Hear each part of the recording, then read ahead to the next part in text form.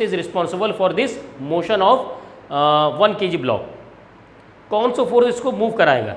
Gravity, यानी m into जी, mg। तो जो फोर्स इसके मोशन के लिए रिस्पॉन्सिबल होगा वही फोर्स कहलाएगा F अप्लाइड।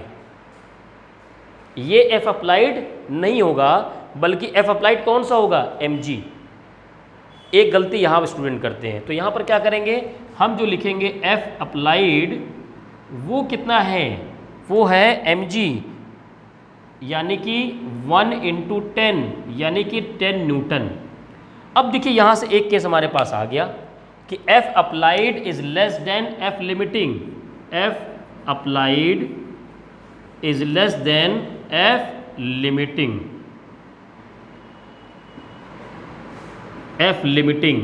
और अगर ये केस आता है, मतलब जो लगने वाला फोर्स है वो उसके लिमिटिंग फ्रिक्शन से कम है, इसका मतलब body is at rest, body rest पे होगी।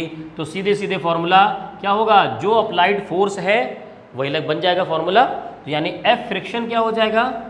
F स्टैटिक फ्रिक्शन हो जाएगा F अप्लाइड, और F अप्लाइड है 10 न्यूटन। तो इसका आंसर आएगा 10 न्यूटन। फिर से मैं आपको बता दूं कहाँ कन्फ्यूज़न हो रहा होगा आपको। पहली चीज़ यहाँ पर कन्फ्यूज़न जो हो रहा होगा वो रहा होगा सर F अप्लाइड कैसे mg होगा? भाई जो फोर्स इसके मोशन के लिए रिस्पॉन्सिबल है वही F अप्लाइड कहलाएगा। इसका मोशन किधर जा सकता है? आगे तो जा ही नहीं सकता, आगे तो दीवार है, ऊपर जाने की टेंडेंसी नहीं है।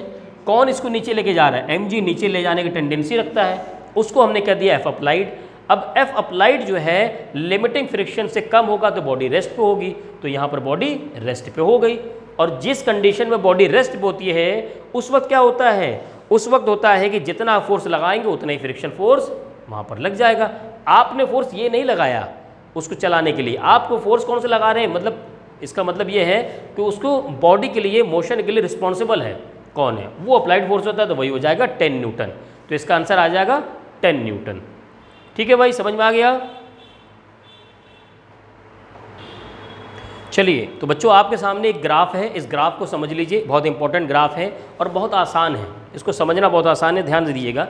कहने का मतलब ये है कि हमने x एक्सिस पर अगर ले लिया अप्लाइड फोर्स और y एक्सिस पर ले लिया फ्रिक्शन फोर्स, तो मैंने कहा था ना कि जब बॉडी स्टैटिक होगा, रेस्ट में होगा, उस वक्त क्या होता है कि F applied is equal to क्या हो जाता है? F फ्रिक्शन के बराबर हो जाता है। तो यहाँ पर देखिए जैसे जैसे अप्लाइड फोर्स बढ़ रहा है वैसे वैसे यहाँ पर फ्रिक्शन फोर्स बढ़ रहा है। देखिए कैसे समझ सकते हैं। मान लीजिए यहाँ पर ये 2 न्यूटन है, यहाँ पर 2 न्यूटन है, तो यहाँ पर ये पॉइंट आ जाएगा। मान लीजिए यहाँ पर 4 न्यूटन है और यहाँ पर 4 न्यूटन है, तो यहाँ पर पॉइंट हो जाएगा। तो यानी यहाँ से लेकर के यहाँ तक की जो लाइन होगी वो क्या होगा? स्ट्रेट होगी, एकदम स्ट्रेट होगी, क्योंकि F limiting is directly proportional, friction force is directly proportional to applied force. जितना अप्लाइड फोर्स उतना फ्रिक्शन फोर्स होगा। लेकिन जब लिमिटिंग फोर्स, लिमिटिंग फ्रिक्शन को ये क्रॉस कर जाता है, ये पॉइंट क्या है? लिमिटिंग फ्रिक्शन का। लिमिटिंग फ्रिक्शन से जब ये ज़्यादा हो जाता है, अप्लाइड फोर्स कम नहीं बल्कि इससे ज़्यादा हो जाएगा, तो बॉडी क्या हो जाएगी? मोशन में हो जाएगी।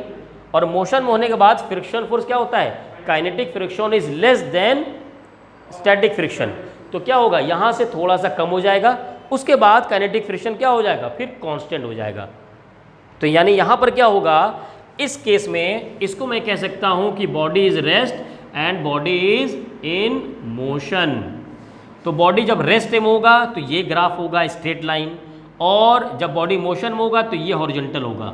अब यहाँ से आपको एक बात समझ में आ रही होगी कि स्टैटिक फ्रिक्शन क्या होता है? वो वेरिएबल होता है, सेल्फ एडजस्टिंग होता है। काइनेटिक फ्रिक्शन क्या होता है? कि कांस्टेंट होता है, वो वेरी नहीं करता है। तो ये ग्राफ इंपॉर्टेंट है, जल्दी से इसे आप लोग ड्रॉ कर लीजिए।